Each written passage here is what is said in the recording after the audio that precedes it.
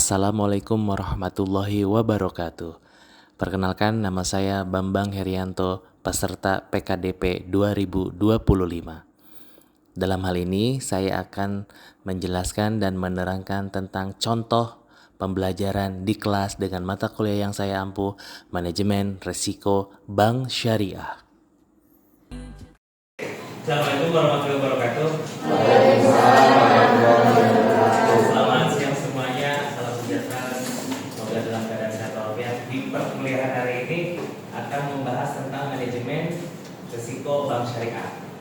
Oke, di sini mahasiswa akan mempelajari tentang murabahah terhadap kinerja bank syariah. Kenapa harus mempelajari tentang ini? Karena pembiayaan salah satu murabahah ini adalah yang paling kompeten, yang paling sering digunakan oleh petugas bank untuk para nasabah. Kemudian di sini kita lihat kenapa bank syariah di Indonesia ini semakin berkembang, semakin pesat kemajuannya, walaupun kita banyak keluhan di bank syariah ini. Tetapi di bank syariah ini akan melayani pelayanan yang sangat optimal, yang sangat benefit untuk nasabahnya.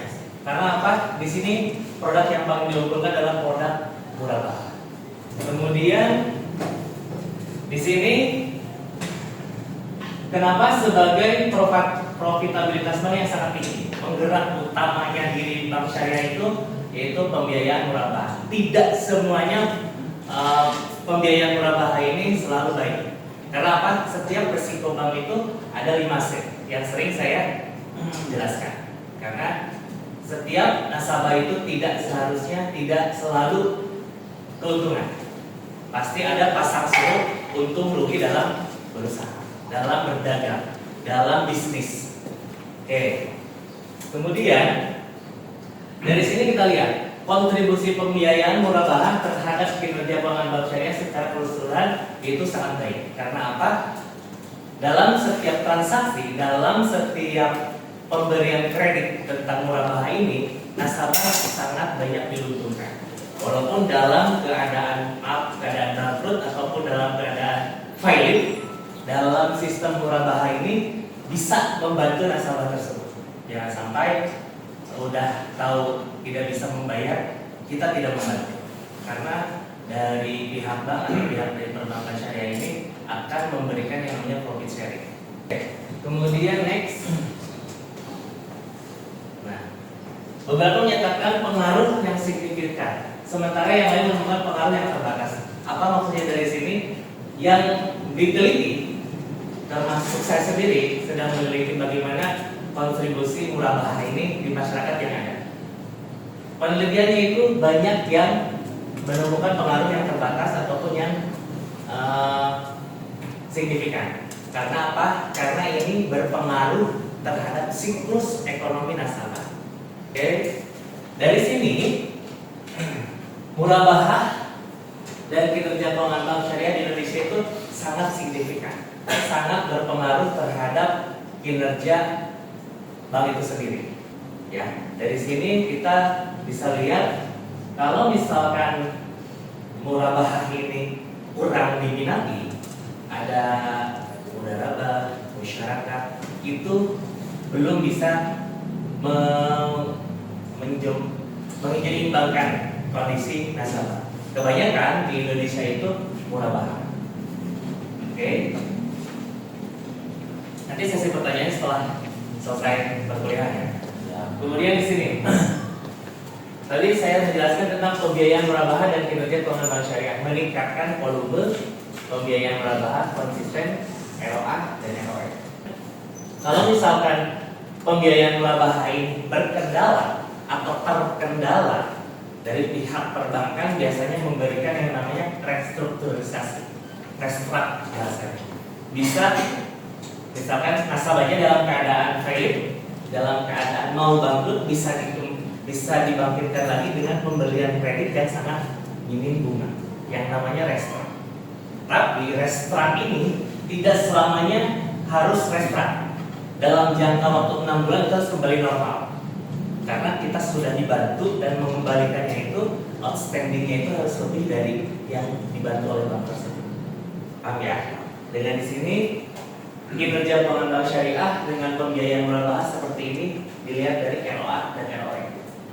Ya. Oke, next. Nah, di sini tadi saya sudah menjelaskan tentang laba rugi dari perusahaan perbankan dengan pembiayaan murabahah. Di sini sumber utama profitabilitasnya itu di pembiayaan murabahah. Selain dari itu, ada dari instanding. Instanding itu ada simpanan itu ada tabungan, ada giro, tabungan haji, ataupun dari misalkan deposito. Itu profit dari instanding. Instanding itu tabungan. Kalau outstanding itu pinjaman. Pinjaman itu seperti pinjaman ini pembiayaan murabahah, mudharabah, musyarakah. Yang banyak digunakan itu murah. Baik, kita bisa baca pembiayaan murabahah terbukti berpengaruh signifikan terhadap kinerja bank syariah di Indonesia karena memperkuat manajemen risiko untuk mempertahankan kinerja keuangan yang optimal. Ya, karena ini risikonya bisa diminimalisir, bisa untuk penyaluran pembiayaan yang lain bisa digunakan, tidak harus murabahah. Oke, paham ya dari sini ya? Kenapa bank syariah di Indonesia itu banyak melakukan dengan pembiayaan murabahah? Jadi kalian jangan sampai salah kalau misalnya ke bank syariah, tanya dulu mau mudharabah, masyarakat atau murabahah.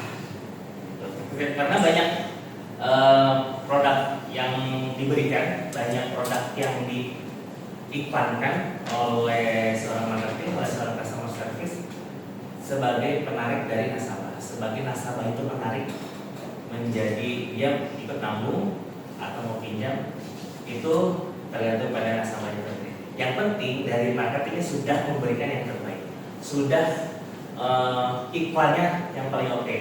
Bagaimana menarik nasabah itu seperti apa? Begitu. Kemudian next. Terima kasih. Jadi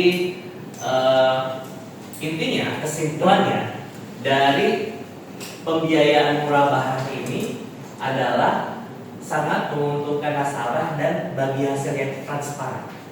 Harus transparan. Berbagai macam pembiayaan di bank syariah harus menggunakan transparansi. Harus dengan berapa yang harus dibayar, berapa bunga yang harus dibayar, karena ada bunga penurun, ada bunga flat, ada yang depannya pokoknya saja. Itu tergantung jenis pembiayaan yang diberikan oleh bank syariah. Oke, paham ya dari sini ya bagaimana pembiayaan murabahah ini dilakukan di perbankan Indonesia. Apalagi untuk profitabilitas yang menguntungkan untuk bank itu sendiri. Oke, setelah ini boleh sesi pertanyaan minimal 4 pertanyaan yang bisa diberikan. Nanti saya insya Allah jawab. Pak, aku izin bertanya. Ya. Saya yang Nurjana IPM 2324040336. Ya, silakan. Pertanyaan itu tentang risiko pembiayaan akan murabahah, Pak. Itu aja sih. Itu aja. Risikonya ya. Terima kasih, Tan. Ya.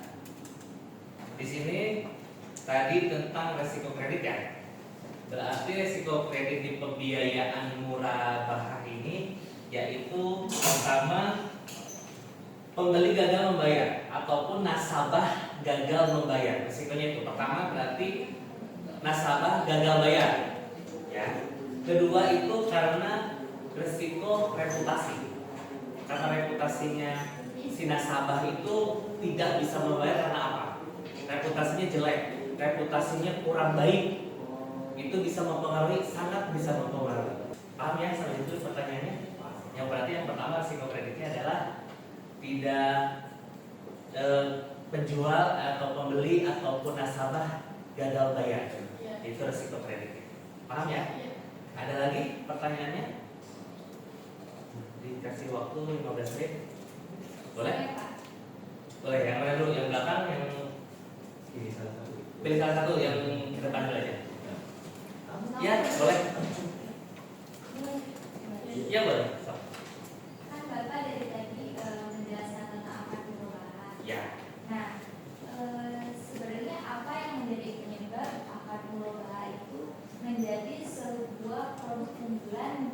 bank syariah gitu Pak.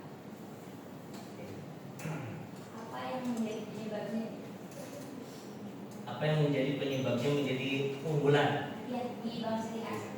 Oke, saya jawab. Saya langsung jawab ya. Iya Pak. Karena di sini saya lihat dan penelitian saya, karena di situ ada transparansi keuntungan. Jadi si bank itu menerangkan kepada nasabah pakai dana ini, pakai program itu, ini loh keuntungannya, ini loh rewardnya, ini loh yang akan dihasilkan oleh nasabah, yang didapatkan nasabah dengan program ini. Jadi ada keuntungan yang transparansi keuntungan. Jadi keuntungan seperti itu kan. Jadi di Murabahah ini ada transparansi keuntungan. Paham seperti itu? Oke. Iya, berarti tinggal 2 pertanyaan lagi. Ya, tadi yang di belakang. Bertanya, saya Siti Lestari, NPM 274040351. Ya. Izin bertanya, tadi kan Bapak menjelaskan kalau di akad murabahah itu harus adanya transparansi. Kenapa, pertanyaannya, kenapa dalam pembiayaan akad murabahah itu harus adanya transparansi? Itu jadi kenapa harus ada transparansi? Oke. Kenapa harus adanya transparansi seperti saya tadi jelaskan? Ya. Oke, karena gini, sebelumnya tadi saya menjelaskan tentang adanya keuntungan transparansi dari pembiayaan murabahah itu sendiri. Terus kenapa tadi bertanya lagi tentang transparansi itu sendiri? Ya, karena apa? Karena satu, kita sebagai kita di mindsetnya saya bank, kalian nasabah. Oke, kenapa harus adanya transparansi? Satu, karena nasabah tidak mau dirugikan.